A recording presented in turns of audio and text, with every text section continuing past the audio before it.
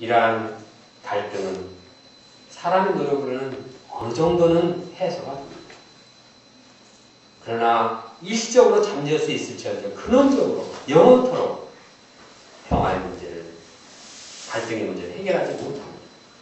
왜냐하면 갈등의 가장 깊은 그 속에는 죄라는 아주 심각한 암적인 요소가 자리 잡고 있기 때문입니다. 이 죄 문제를 해결할 때만이 인간은 갈등을 물리치고 평화를 누리게 됩니다. 그런데 바로 이 문제는 하나님 예수님만이 해결할 수가 있습니다. 예수님만이 우리의 죄 문제를 해결하기 위해서 십자가에 피 흘려 돌아가셨기 때문입니다. 지난주 수요일날 조선일보 일면에 난 기사를 보면서 참 눈시울이 뜨거울 정도로 안타까운 그런 모습을 보게 됐습니다.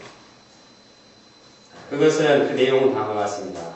사랑하는 사람들끼리 참 만나긴 만나는데 서로 통하지 못하는 참 안타까운 내용입니다.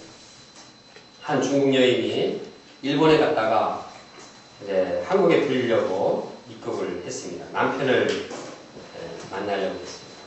남편이 한국에서 노무자로 일하고 있는데 이제 병에 걸려서 굉장히 힘들었습니다. 허리를 다쳤습니다. 그래서 남편을 위해서 약을 사가지고 들어왔는데 참 몇 년 만에 부부 상봉을 꿈꾸면서 한국에 들어오려고 했는데 아내의 소망이 사라졌습니다. 왜냐하면 공항 당국에서 입국을 허락하지 않았기 때문입니다. 그래서 너무나 이 여인이 참 마음이 아파서 참 내가 입국하지 않아도 좋으니까 좀 저기 그 입국 입국장에서 기다리고 있는 남편 얼굴을 1초라도 좀 보게 해달라. 그렇게 하고 그랬겠습니다. 담당자는 참 입국시킬 수는 없고 그래서 이제 그 공항 4층의 복도에 한쪽은 저 식당이 있고 한쪽은 대한항공 그 사무실이 있고 근데 그 사이는 유리벽이 있었습니다. 그 사람은 이제 그 여인을 그로 데리고 가고 또 전화를 직원에게 전화를 해가지고 남편을 그 유리 벽 앞으로 이렇게 그래서 서로 핸드폰을 가지고 서로 벽을 가운데 놓고 서로 이제 대화를 하는 참 아름답기도 하지만 또 슬프기도 했습니다. 서로 만나지 못하는 서로 포옹하지 못하고 악수하지 못하는 그런 안타까움이 참 마음을 쓸쓸하게 했습니다. 저는 이 기사를 보면서 참 이것을 우리의 관계성이 어떠해야 하는가 적용해 봤습니다. 우리도 참 서로 보기는 보는데 서로 참 마음으로 사랑하고 껴안고 악수하고 이런 관계가 아니라 마치 뭔가 유리벽에 있는 것처럼 한계가 있고 인사를 하지만 서로 통하지 않는 이런 안타까운 모습이 없지 않는가. 우리 관계는 서로 사랑하고 감싸고 서로 이해하고 이러한 사랑의 관계가 되는데 참 이러한 관계가 사라지고 무관심하고 또한 미워하고 더 나아가서 시기하고 있다면 이것은 얼마나 고통스럽고 괴로운 일인가 생각해 보니까 얼마 전이 아니죠. 2년 전 한 분은 저에게 고백을 했습니다.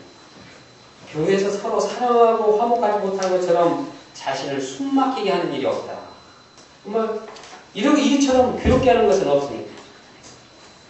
이러한 진실한 고백을 했습니다.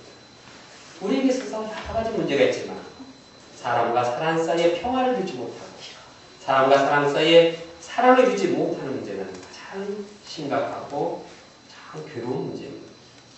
과연 우리가 이것을 어떻게 해결할 수 있을까요? 우리가 서로 사랑하고 화목하지 못하게 하는 근본적인 장벽인 죄 문제를 해결해야 합니다.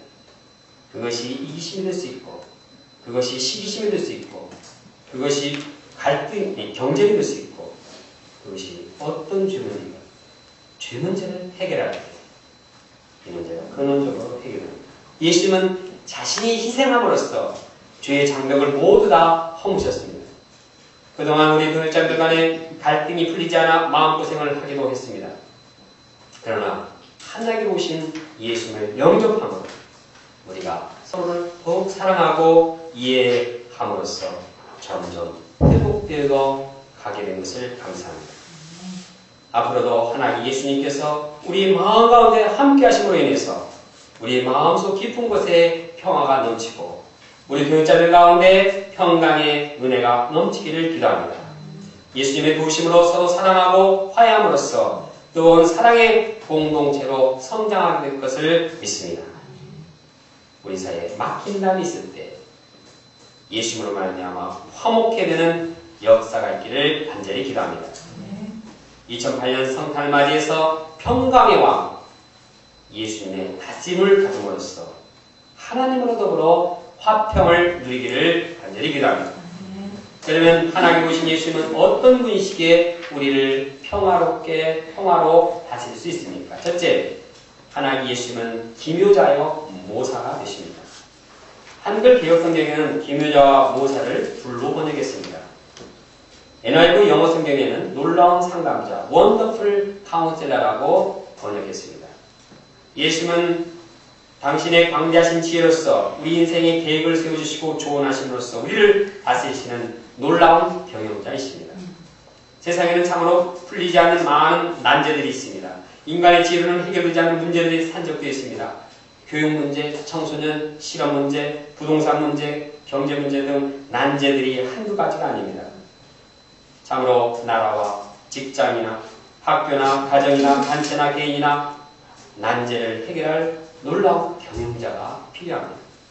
누가 우리의 문제를 해결할 모사가 됩니까? 사람은 근본적으로 모든 문제를 해결할 모사가 될 수 없습니다. 그러나 우리에게는 놀라운 모사이신 하나님 예수님이 계십니다. 사도 바울은 말씀합니다. 예수 그리스도 안에는 지혜와 지식의 모든 보화가 감춰져 있느니라. 예수는 지혜로서 세상의 모든 문제를 해결하는 기묘자요 모사가 되십니다. 우리가 기묘자요 모사이신 예수님께 우리의 모든 문제를 들고 나가서 다짐을 받으시기를 기도합니다. 한 해가 가고 새해가 다가오는 이때 우리는 기묘자요 모사이신 예수님의 도우심을 받기 원합니다. 지난해를 정리하고 새해는 어떤 인생의 방향을 잡아야 할 것인지, 새해는 자신이 집중적으로 무엇을 해야 할 것인지, 더 나아가서 가정과 또한 캠퍼스와 교회와 이 나라를 위해서 어떻게 살아야 할 것인지 방향을 찾기 위해서 고민하고 기도해야 됩니다. 또 이러한 방향을 잡았다니 이를 이루기 위해서 구체적으로 어떤 세부적인 상황을 전략을 가지고 전술을 가지고 실천해야 할 것인지 계획을 짜야 할 때입니다. 이때 우리가 기묘자의 모사이신 원더풀 카운셀러가 되신 예수님의 말씀을 듣고 그분의 지혜를 듣고 방향을 잡으시기를 간절히 기도합니다. 예수님은 우리에게 지혜로서 방향을 가르쳐 주실 것입니다. 둘째, 하나님 예수님은 전능하신 하나님이십니다. 성경에는 영어에는 Mighty God으로 번역되고 있습니다. 원어에는 하나님은 큰 용사, 워리어라는 뜻으로 표현되고 있습니다. 이는 한마디로 하나님께서는 못할 것이 없는 분이라는 뜻입니다. 하나님은 천지를 창조하시고 인간을 만드셨습니다. 하나님은 자연계를 지배하시고 사탄, 마귀도 결박시키시는 분입니다. 예수님께서는 어떤 불특병도 다 낫게 하시는 분입니다. 죽은 자도 살리시는 전능하신 하나님이십니다.